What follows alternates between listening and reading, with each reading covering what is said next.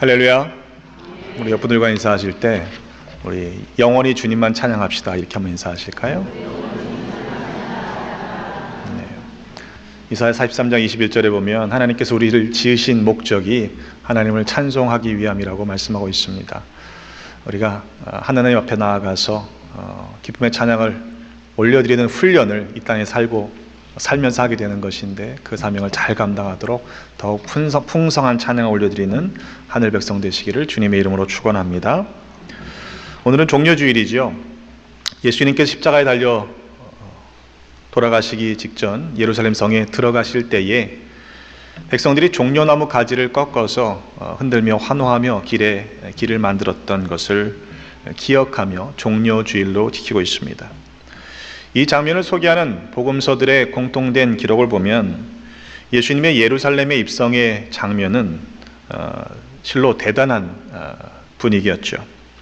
많은 사람들이 자기 겉옷과 다른 이들은 들에서 벤 나뭇가지를 길에 펴며 앞에서 가고 뒤에서 따르며 소리를 지릅니다. 호산나 호산나.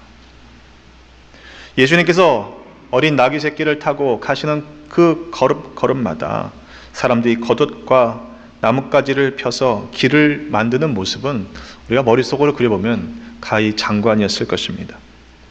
마태복음에 보면 온 성이 소동했다 그렇게 기록합니다.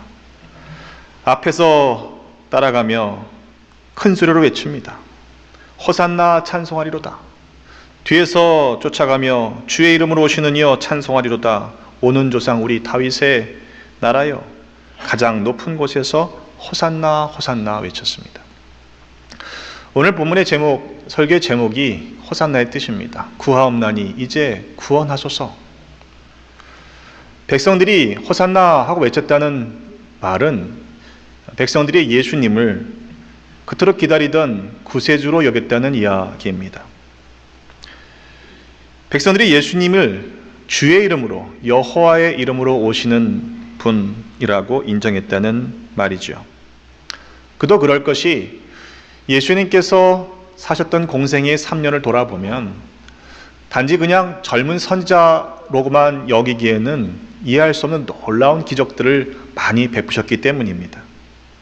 예수님께서 가르치셨던 그 내용이나 또 예수님께서 하셨던 그 삶의 행적 하나하나가 그들이 기다렸던 예언된 구세주로 여기기에 충분했기 때문일 것입니다. 그래서 예루살렘의 백성들은 예수님의 그 입성을 환영하며 호산나 호산나 하며 기뻐하며 환호했던 것이죠. 당시 로마의 압제하에 있었던 백성들의 입장에서 예수님께서 구세주로 등장하신다고 하는 것은 곧 정치적인 해방을 의미하는 것이었습니다. 드디어 로마 황제의 통치에서 풀려나서 자유롭게 살게 될 수 있다는 의미입니다. 그렇게 예수님의 입성은 온 성이 소동할 정도로 환대를 받으며 그렇게 입성하셨던 것이죠. 하지만 저들의 기대와 달리 예수님은 그토록 환대를 받으시며 예루살렘에 들어가신 그 날에는 아무 일도 행하지 않으셨습니다. 그저 성전에 들어가셔서 모든 것을 둘러보신 후에 그냥 성을 나오셨습니다. 그토록 환호했던 사람들의 입장이 한번 되어 보십시오. 이게 뭡니까? 한껏 기대에 부풀었던 예루살렘 백성들은 아마 실망을 했을 것입니다. 왜냐하면 그 다음 날 예수님께서 다시 예루살렘 성에 들어가실 때는 바로 하루 차이밖에 안 되는데 아무도 나와서 호산나라고 환호하지 않고 있기 때문입니다.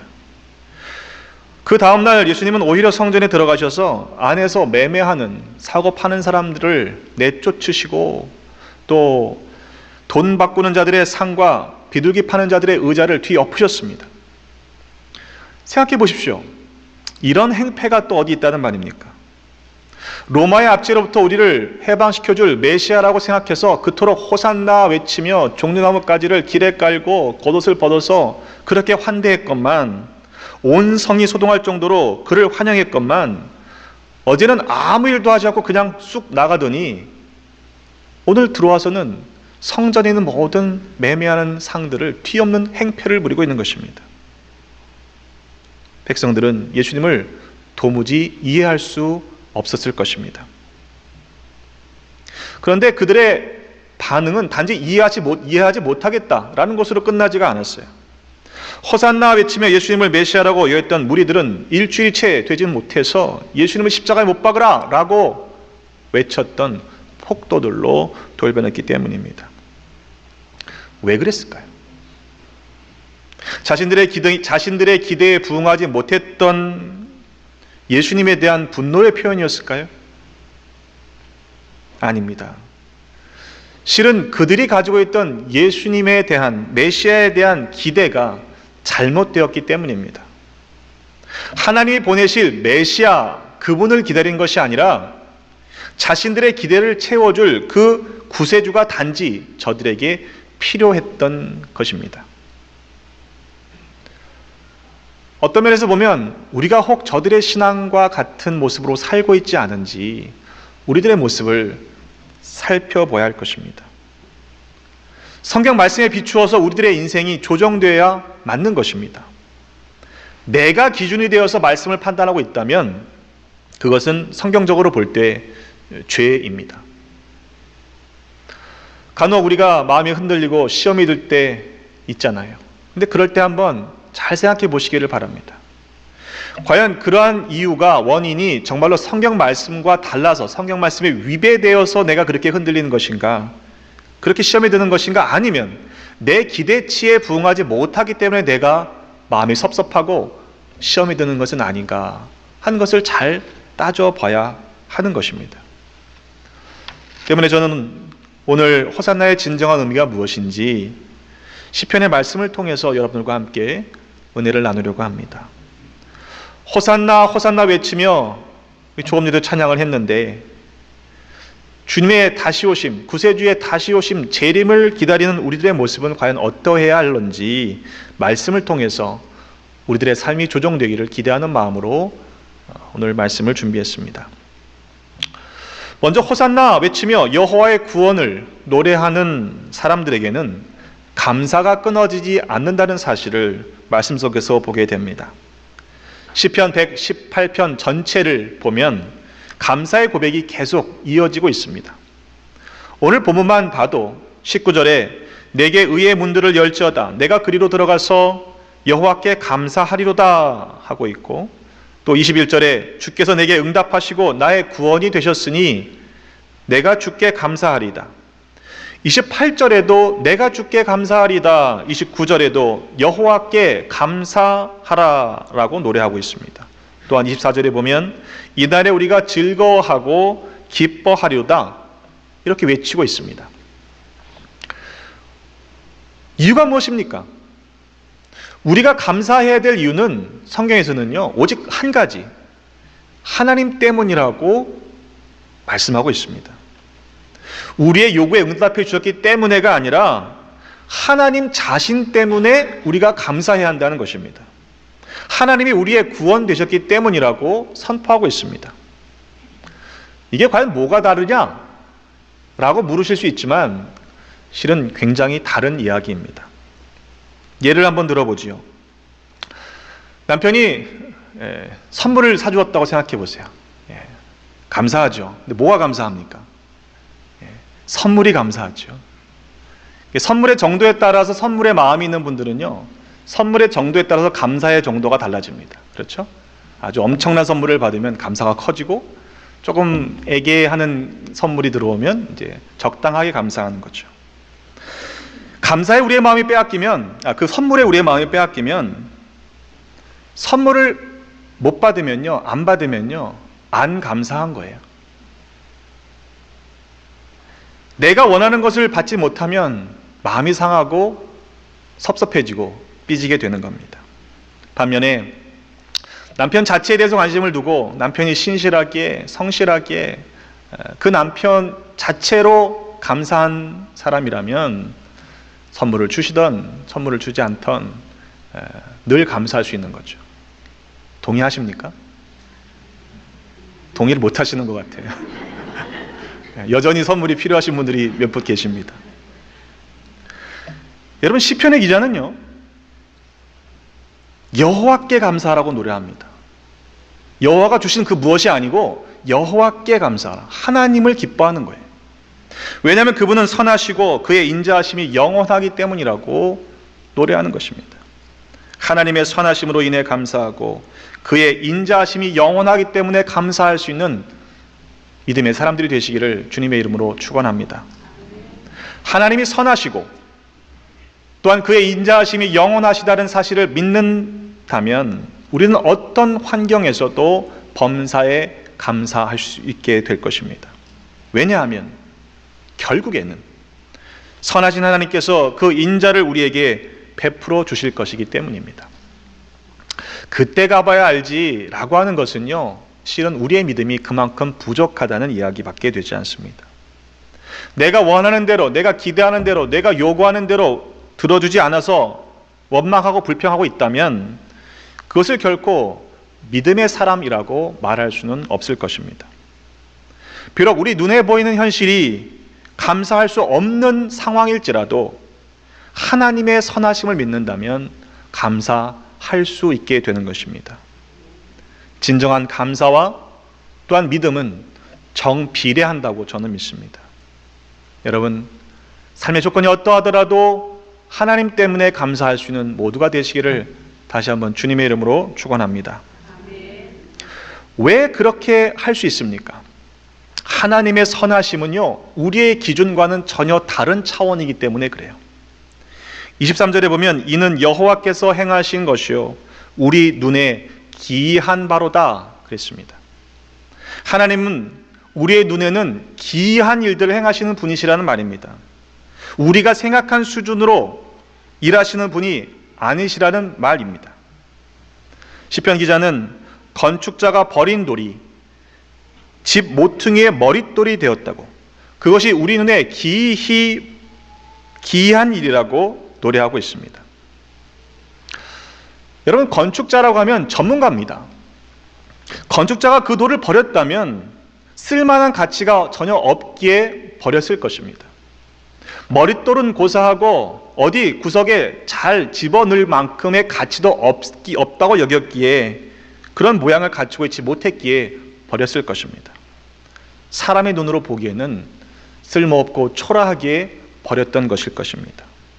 그러나 하나님은 건축자가 버린 돌조차도 들어서 사용하실 수 있는 분이심을 여러분 믿으시기를 간절히 바랍니다. 그것도 집 모퉁이의 머릿돌이 되게 하십니다. 머릿돌은 건축에 있어서 가장 초석이 되는 중요한 돌입니다.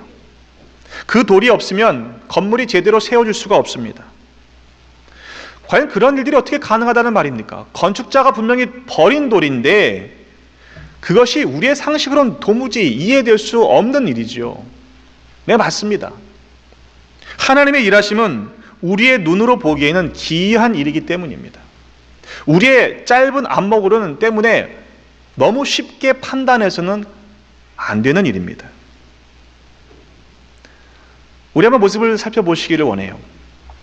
혹시 우리가 우리의 상식 안에서만 신앙생활을 하고 있는 것은 아닌가? 지금 내 주변에서 하나님을 일하고 계시는데 그 기이한 일을 우리가 경험하지 못하고 있다면, 혹 우리가 내 상식과 경험 안에 갇혀서 종교 활동하고 있는 것은 아닌가 스스로에게 물어봐야 하는 것입니다. 이사야서 53장 2절로 3절의 말씀에 보면 그는 주 앞에서 자라나기를 연한 순 같고 마른 땅에서 나온 뿌리 같아서 고운 모양도 없고 풍채도 없은즉 우리가 보기에 흠모할 만한 아름다운 것이 없도다. 그는 멸시를 받아서 사람들에게 버림을 받았으며 간고를 많이 겪었으며 질고를 하는 자라. 마치 사람들이 그에게서 얼굴을 가리는 것 같이 멸시를 당하였고 우리도 그를 귀히 여기지 아니하였도다 그랬습니다. 예수님을 그렇게 귀히 여기지 않았던 저들과 우리가 과연 다르다고 자신 있게 말할 수 있을까 싶습니다. 이어지는 이사야서 53장의 말씀을 보면 우리가 보기에 흠모할 만한 아름다운 것이 없다고 했고요, 그를 귀히 여기지 않았다. 우리가 생각하기를 그는 징벌을 받아 하나님께 맞으며 고난을 당한다고 여겼습니다. 여러분, 그것이 우리의 안목입니다. 그것이 우리의 생각입니다. 그러나 진실은 무엇입니까? 이사야 53장 4절로 말씀을 보면 주님은 실로 우리의 질고를 지고 우리의 슬픔을 당하셨다고 말씀하죠. 그가 찔림은 우리의 허물을 인하며 그가 상함은 우리의 죄악 때문이라. 그가 징계를 받음으로 우리는 평화를 누리고 그가 채찍에 맞음으로 우리는 나음을 받았도다. 우리가 누리는 평안이, 은혜가 거저되어지지 않았다는 사실 여러분 잊지 마시기를 바랍니다. 사도 바울은 하나님의 크심을 이렇게 노래하고 있습니다. 에베소서 3장 20절의 말씀에 보면 우리 가운데서 역사하시는 능력대로 우리가 구하거나 생각하는 모든 것에 더 넘치도록 능히 하실 이라고 고백하고 있습니다. 우리가 하나님의 은혜를 이야기할 때 측량할 수 없는 하나님의 은혜라고 말하는 이유가 그것입니다. 예를 들어 우리가 어떠한 것을 길이를 재거나 무게를 잰다고 한다면 그것을 측량할 만큼의 필요한 도구가 있어야 합니다. 줄자나 저울과 같은 도구가 필요할 것입니다. 그리고 최소한 측량하려는 대상보다 측량하는 우리가 더 큰 존재여야 그것을 측량할 수 있을 것입니다. 하지만 우리에게는 하나님을 측량할 수 있는 도구가 없습니다. 더군다나 우리가 어떻게 하나님보다 더 크다고 착각하고 하나님을 재보겠다고 측량해 보겠다고 말할 수 있겠습니까? 그런데도 여전히 하나님에 대해서 이러쿵저러쿵 우리가 판단하고 있다면 어쩌면 하나님을 잴 수도 없으면서 하나님을 측량하겠다고 말하는 어리석은 사람과 그리 다르지 않을 것입니다. 어떤 며느리가 교회 다닌다는 이유로 시어머니에게 핍박을 받았습니다. 며느리는 방에 들어가서 혼자 찬송을 부르며 그 시험을 이겨냈죠. 혼자 있을 때면 열심히 찬송을 불렀습니다. 342장 잘 아시는 찬송이죠. 너 시험을 당해 죄짓지 말고 너 용기를 다해 곧 물리치라. 너 시험을 이겨 새 힘을 얻고 주 예수를 믿어 늘 승리하라. 근데 이 찬송소리가 건너방에 들려오니까 이 시어머니가 아주 치를 떱니다. 치를 떨어요. 마침 시어머니 친구가 방문을 했는데 또 그 방에서 다른 찬송소리가 들립니다. 325장 찬송이 들려요. 예수가 함께 계시니 시험이 오나 겁없네. 그러니까 이제 이 시어머니가 화가 머리 끝까지 찼습니다. 그리고는 며느리에 대해서 막 그 옆에 친구한테 불평을 합니다. 아니 시어미가 야단을 치면 조용히 반성을 할 것이지 저렇게 노래를 하면서 시어머니를 이기겠다고 저렇게 바락바락 대드냐고. 저 노래 가사 좀 들어보라고. 예수가 함께 계시니 시험이 오나 겁없네. 조금 전엔 더 황당한 노래를 했다고. 너 시험이 당해 용기를 다해 곧 물리쳐라. 너 시험이 이겨 새 힘을 얻고 늘 승리하라. 여러분, 내가 기준이 되면 바른 신앙을 가질 수가 없습니다. 내 귀에 들린다고 그것이 다 진실이 아닙니다. 왜냐하면 많은 경우 내가 듣고 싶은 대로 듣기 때문에 그래요. 내가 판단하는 것이 항상 옳다고 생각하면 큰 위험입니다. 왜냐하면 내 생각과 판단이 온전하지 못하고 또 내 생각 판단으로 하나님을 측량할 수 없기 때문입니다. 내가 기준이 되어 신앙생활을 하기 때문에 아침 저녁으로 이랬다 저랬다 마음이 바뀌는 거예요. 환경에 의존하기 때문에 어떨 때는 감사하다가도 또 어떨 때는 하나님을 원망하고 하나님 계신가 안 계신가 의심하게 되는 것입니다. 바라기는 우리가 양철 냄비처럼 갑자기 뜨거워졌다 갑자기 식어버리는 그런 얄팍한 믿음이 되지 않기를 소원합니다. 우리가 하나님을 믿으면 선하신 하나님, 그 인자하신 하나님 때문에 우리의 삶에서 감사가 끊어지지 않는 행복한 삶을 살게 될 줄로 믿습니다. 창세기 15장 6절에 말씀합니다. 아브라함이 여호와를 믿으니 여호와께서 이를 그의 의로 여기셨다. 믿음은 하나님을 믿는 것입니다. 하나님이 주실 줄만 믿는 것은 온전한 믿음이라고 말할 수 없습니다. 예루살렘 성의 무리들은 호산나 외치며 예수님을 환영했지만 그들이 기뻐했던 것은 메시아가 아니었습니다. 메시아를 통해서 자신들이 누리게 될 그 어떤 것을 기뻐했던 것입니다. 그것을 기대했던 것이죠. 그래서 자신들의 기대와 다른 길을 걷고 계시는 예수님을 결국 십자가에 못 박았던 것입니다. 마지막으로 하나님이 선하시며 인자하심이 영원하시기 때문에 감사하라라는 시편의 기자의 노래는 우리 각자 자신의 노래, 나의 노래가 되어야 합니다. 우리 눈에 보기에 기이한 일을 행하시는 하나님, 그분이 바로 나의 하나님이십니다 라고 28절에 반복해서 고백합니다. 여러분, 우리 다 알잖아요. 하나님이 어떤 분이신지, 하나님을 찬양하는 것이 마땅한 것인지 다 알아요. 그런데 과연 그 하나님이 나의 하나님이심을 고백하는 찬송이 되고 있느냐? 이건 좀 다른 문제입니다. 종종 보면요, 찬송을 반복하는 걸 싫어하시는 분들이 있어요. 조금 전에 했는데 뭘 했던 걸 또 하냐, 이런 거죠. 하지만 우리가 알아야 할 것은 찬송은 우리의 마음을 위로하거나 달래기 위한 노래가 아닙니다. 찬송은 하나님께서 받으시는 노래입니다. 때문에 하나님이 받으시기에 수천 번, 수만 번을 불러도 하나님은 지겨워하지 않으신다고 저는 믿습니다. 하나님은 그 찬송을 기뻐 받으십니다. 아주 오래전인데 미국 교회 한 예배 가운데 드려지는 찬송을 들으면서 야, 왜 우리는 저런 찬송을 못 드리지 하면서 제가 한참을 울었던 그런 적이 있습니다. 감리사님이 취임하던 때의 예배였는데 아주 웅장한 커다란 예배당에 여러 찬양대와 또 순서마다 찬양이 이어지고 있었습니다. 파이프 오르간에 대형 교회 찬양대가 와서 찬양을 하니까 얼마나 웅장했겠어요. 근데 어느 순서가 됐는데 아프리칸 아메리칸 처치의 찬양대입니다. 근데 한 10명도 안 되는 초라한 찬양대가 앞으로 나오는데요, 시간이 많이 걸리는 거예요. 그 중에 반이 지팡이를 짚고 나오시는 거예요. 그러니까 할머니, 할아버지로 구성된 한 10명밖에 안 되는 찬양대가 나오는 걸 보면 제가 마음이 안쓰럽더라고요. 걱정되더라고요. 저분들이 저렇게 나와서 무슨 찬양을 할까. 게다가 그 앞에 웅장한 찬양이 계속됐잖아요.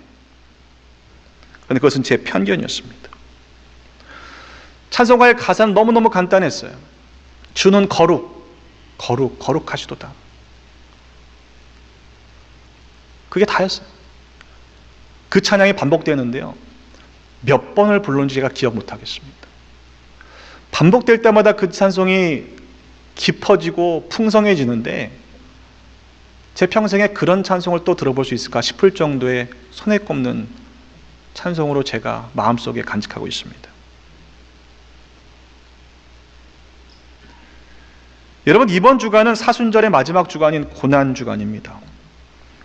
예수님께 십자가에 달려 돌아가신 사건, 예수님께 십자가에서 보혈을 흘리신 그 사건이 누구의 죄 때문에가 아니라 바로 나의 죄 때문임을 깊이 고백하는 그런 한 주간이 되시기를 간절히 바랍니다.